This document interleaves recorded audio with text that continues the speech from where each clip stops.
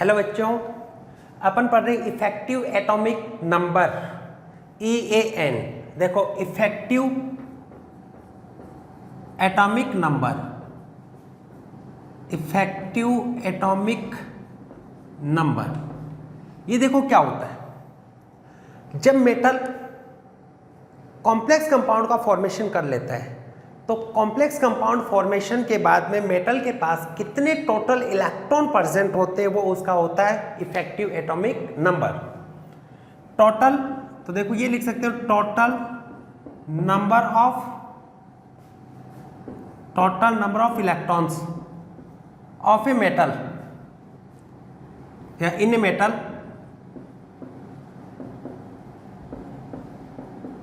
After bonding is known as effective atomic number. देखो bonding के बाद में उसके पास में कितने इलेक्ट्रॉन प्रेजेंट होते हैं वो उसका इफेक्टिव एटॉमिक नंबर होता है। देखो अपन ये कहा था मेटल होता है सबसे पहले ऑक्सीडेशन स्टेट है, उसके बराबर इलेक्ट्रॉन निकालकर केटायन का फॉर्मेशन करता है या मेटल आयन बनाता है। फिर कोऑर्डिनेशन नंबर है, उसके इक्वल कोऑर्डिनेट बॉन्ड के थ्रू इलेक्ट्रॉन को गेन करता है। तो आप ये भी लिख सकते हो इफेक्टिव एटॉमिक नंबर किसके बराबर होगा, number of electrons in metal ion plus electrons gain from ligand से गेन किए गए इलेक्ट्रॉन। तो देखो number of electrons in metal ion plus electrons gain from ligand. तो मेटल आयन के पास में कितने इलेक्ट्रॉन होंगे, जितना एटॉमिक नंबर होता है उतने तो मेटल न्यूट्रल मेटल है उसके पास इलेक्ट्रॉन होते हैं। मेटल आयन तो जो ऑक्सीडेशन स्टेट है उसको माइनस करता हूं, Z minus oxidation state plus coordination number gain electron from ligand. Coordination number है उसे जितने कोऑर्डिनेट बॉन्ड बनाते हैं उसे इलेक्ट्रॉन गेन होता है और एक कोऑर्डिनेट बॉन्ड के थ्रू कितने इलेक्ट्रॉन की शेयरिंग होगी 2। तो क्या लिखोगे 2 इंटू कोऑर्डिनेशन नंबर।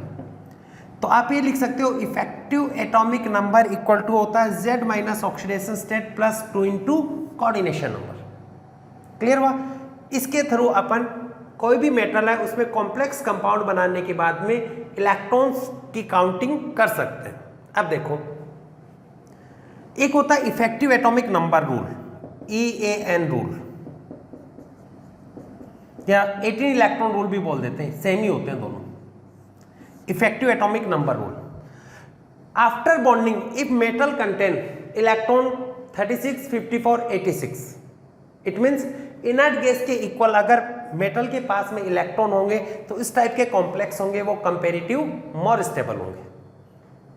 दोबारा से बोल रहे हैं after bonding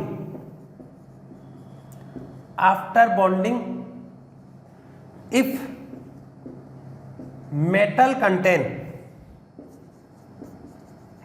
contains electron equal to inert gas यानी 36, 54, 86 यानी इसके जो एटॉमिक नंबर इसके बराबर इलेक्ट्रॉन रख रहा हूं तो क्या लिखा after bonding if metal contain electron equal to inert gas then complexes will be stable या ये भी लिख सकते हो complexes comparative more stable. Clear हुआ। और इसी को बोल देते हैं EAN rule, effective atomic number rule. अब इसको 18 इलेक्ट्रॉन रूल क्यों बोला, क्योंकि बेटा जब भी आप ऐसे करोगे टोटल इलेक्ट्रॉन 36, 54 या 86 करोगे तो उसके वैलेंस सेल में 18 इलेक्ट्रॉन होंगे। तो ये भी काउंट कर सकते हो जिसके भी वैलेंस सेल में 18 इलेक्ट्रॉन होते हैं उसका इफेक्टिव एटॉमिक नंबर कितना होगा 36, 54 या 86। तो ये मोर स्टेबल होंगे। टोटल नंबर काउंट करना हो तब तो EAN रूल, केवल वैलेंस इलेक्ट्रॉन काउंट करने हो तब 18 इलेक्ट्रॉन। अब देखो कुछ एग्जांपल लिख रहे हैं उसमें बताइए कौन से EAN रूल को फॉलो करेंगे, कौन से EAN रूल को फॉलो नहीं करेंगे। कैसे लिखो, इसको पॉज करके उतार लो। लिखो in which of the following complex which of the following complexes follow EAN rule, which of the following complexes follow EAN rule। कौन से कॉम्प्लेक्स है वो EN रूल को फॉलो करते हैं। जैसे मैंने पहले लिखा K4FeCN6, जैसे इसमें आपको काउंट करना है।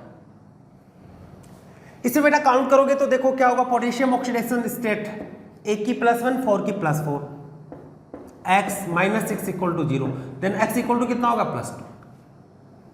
आप देखो इफेक्टिव एटॉमिक नंबर है, फॉर्मूले से भी कर सकते हो, Z minus oxidation state 2 into coordination number, इससे काउंट करोगे तो यहां पर देखो Z आयरन का कितना होता है 26, ऑक्सीडेशन स्टेट कितना +2, तो 2 इलेक्ट्रॉन माइनस करोगे +2, 6 कोऑर्डिनेट बॉन्ड बना रहा है तो इसके थ्रू इलेक्ट्रॉन गेन होंगे, तो कितना होगा 24 + 12 36।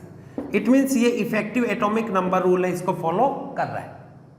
और देखो जैसे ये लिखा है CONS3 3+, ये होगा।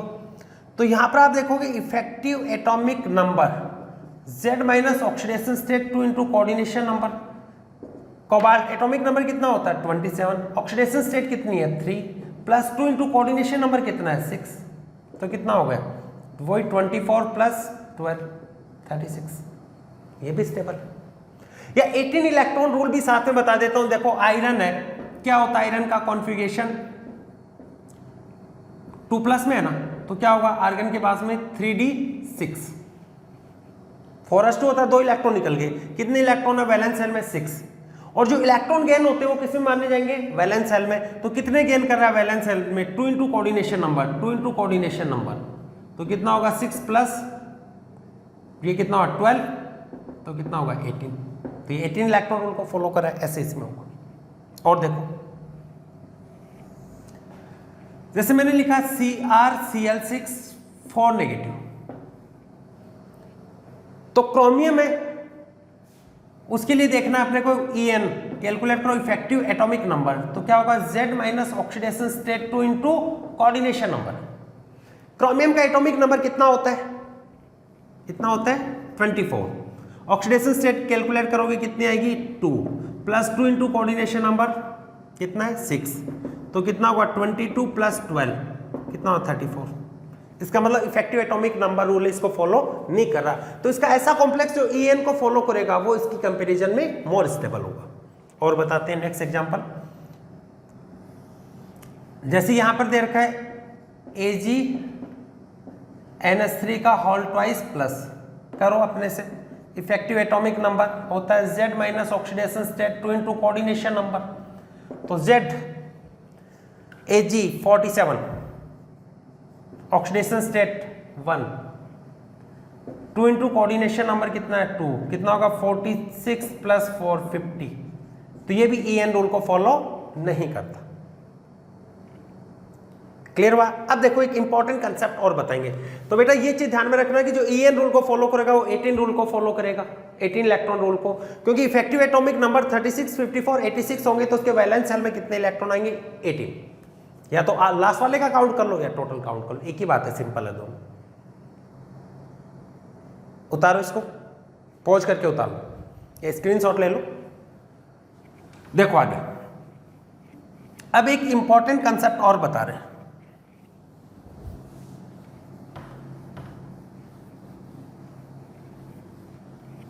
नोट लगा के लिखेंगे।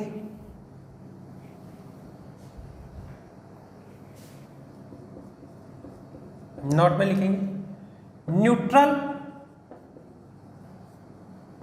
मेटल कार्बोनिल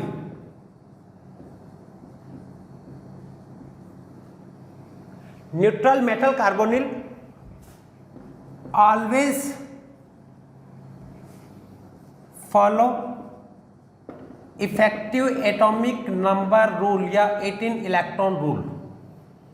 ये हमेशा न्यूट्रल मेटल कार्बोनिल अगर आपको कोई दे रखा है और वो नेचर में एग्जिस्ट कर रहा है, इसका मतलब वो हमेशा क्या करेगा EN रूल है इसको फॉलो करेगा। देखिएगा जैसे मैंने एग्जांपल लिखा FeCO5,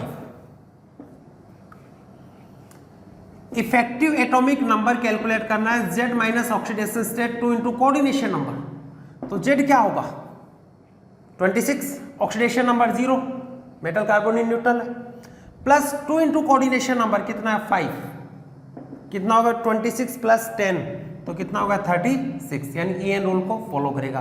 तो ध्यान रखना कहीं पर भी न्यूट्रल मेटल कार्बोनिल दे रखा हो तो वो ऑलवेज फॉलो EN रूल। देखो एक क्वेश्चन पूछा गया है CrCOX, calculate the value of x, इसकी वैल्यू कैलकुलेट करना है। मेटल कार्बोनिल है, कैसे कैलकुलेट करोगे? आपको पता है ये हमेशा EN रूल को फॉलो करेगा। नियरेस्ट कॉन्फ़िगरेशन जो भी होगा इसका EN का या इनर्ट गैस का उसको फॉलो करेगा। तो आप ये जानते हो effective atomic number equal to होता है Z minus oxidation state 2 into coordination number. यहाँ पर x क्या कोऑर्डिनेशन नंबर ही तो है, तो ये 24 है एटॉमिक नंबर, तो नियरेस्ट कौन सा होगा इसका 36। Z कितना है 24, oxidation state 0 plus 2 into coordination number जो x है यहाँ पर, तो माइनस करोगे तो कितना हो गया 2 इंटू कोऑर्डिनेशन नंबर, जिसको मैं x मान लेता हूँ। इसको कोऑर्डिनेशन नंबर क्या है यहाँ पे x, तो 2x इक्वल टू कितना हो गया 12, 36 माइनस 24 12, तो x इक्वल टू कितना हो गया 6। क्लियर हुआ? यानी न्यूट्रल मेटल कार्बोनिल दे रखा हो तो वो ऑलवेज फॉलो EN रूल।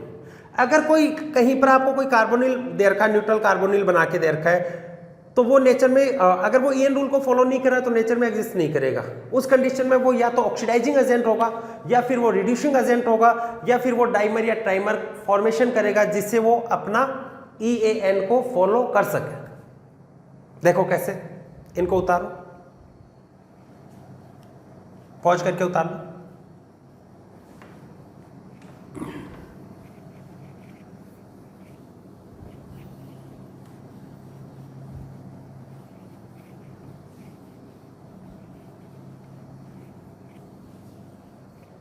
देखिए आगे,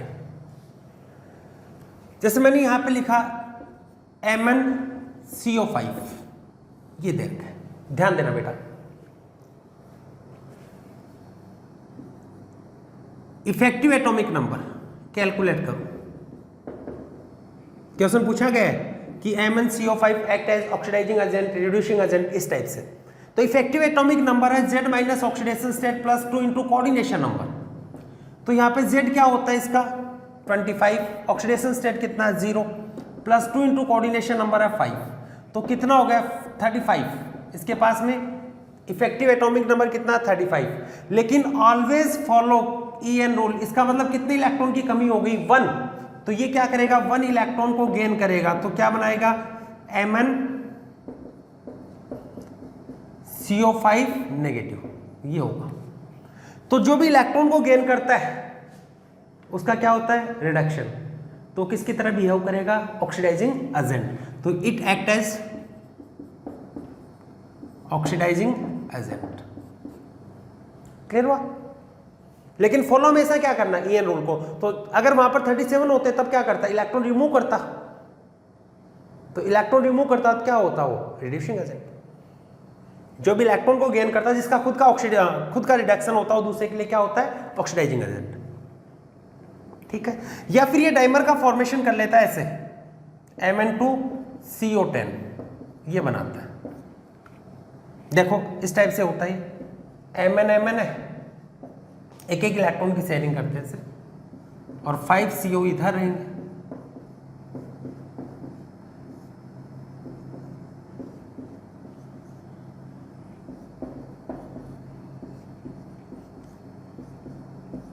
इस टाइप से रहते हैं, ऐसे होता है। इस टाइप के मॉलिक्यूल उसकी स्ट्रक्चर इस टाइप के बनाते हैं कि वहां पर मैक्सिमम सिमेट्री रहे और EN रूल को फॉलो करें। तो यहां पर देखेंगे यहां पर कर रहा है या नहीं कर रहा, तो इफेक्टिव एटॉमिक नंबर Z कितना है 25 minus oxidation state 0 plus 2 into coordination number कितना 5। साथ में इसके साथ में एक इलेक्ट्रॉन की शेयरिंग कर ली, ये एक इलेक्ट्रॉन तो उसके पास खुद का है, लेकिन शेयरिंग एक की इसके साथ में शेयरिंग कर रही है, तो एक इलेक्ट्रॉन कोवलेंट के थ्रू शेयरिंग से आ रहा है, तो टोटल कितना हो गया 36। तो MnCO5 होता है तो EN रूल के लिए तो वो क्या करेगा ऑक्सीडाइजिंग एजेंट की तरह बिहेव करेगा, फिर डाइमर फॉर्मेशन कर लेगा। तो बेटा ध्यान रखना कि metal carbonyl always follow EN rule. जैसे मैं 2 एग्जांपल लिख देता हूं, अपने से करोगे CO2 CO8, इसकी स्ट्रक्चर बनाओ, इस टाइप के स्ट्रक्चर बनाने जो EN को फॉलो करें। Fe2CO9 बनाओ।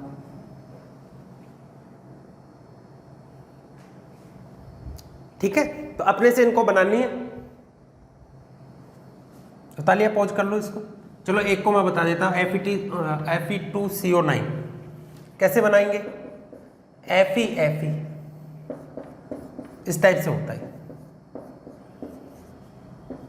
आपको क्वेश्चन दे रखा होता है कि इनमें से कौन सा ये स्ट्रक्चर सही है, तो उस स्ट्रक्चर को कंसीडर करनी है आपको, जो क्या कर रहे हो EN रूल है उसको फॉलो कर रही हो। देखो Fe का कितना होता है, Fe का 26, कोऑर्डिनेट बॉन्ड कितने बना रहा है 3, तो 2 इंटू कोऑर्डिनेशन नंबर 3। शेयरिंग कहां पर, ये देखो कोवलेंट कार्बन की वैलेंसी 4 होती है ना, तो यहाँ पर ये डबल बॉन्ड इसके साथ में एक सिंगल, यहाँ पर एक सिंगल है, यानी यहाँ पे क्या कर रहा है कोवलेंट बॉन्ड बना रहा है। तो 1 2 3 4 कोवलेंट बॉन्ड है, तो कितना होगा 26 + 6 + 4 कितना होगा 36। तो इस टाइप से कोई भी स्ट्रक्चर आपको दे रखे फिर पूछा जाए कौन सी स्ट्रक्चर सही है, तो वो स्ट्रक्चर कंसिडरेबल होती है जो EN रूल को फॉलो करती है। क्लियर हुआ। तो ये था इफेक्टिव एटॉमिक नंबर। उतारो।